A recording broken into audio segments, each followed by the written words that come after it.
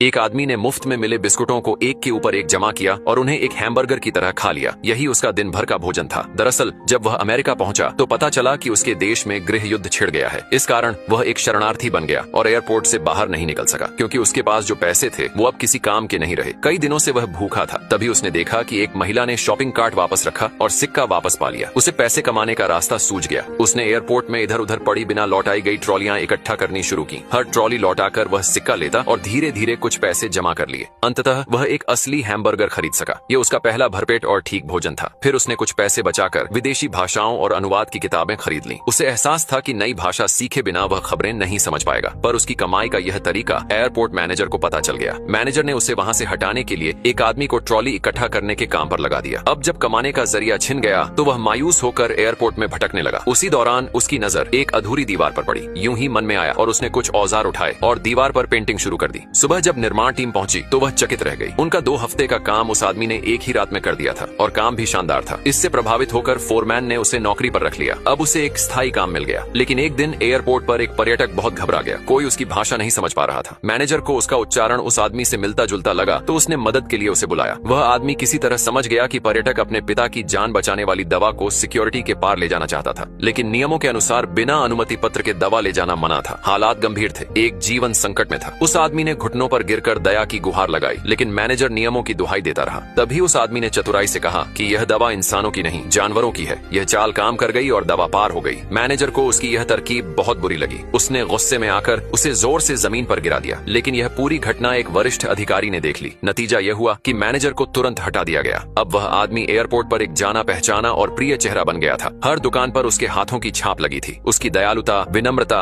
और ईमानदारी ने सभी को प्रभावित किया। क्या आप नहीं मानते कि ऐसा इंसान सच में सराहना के काबिल है?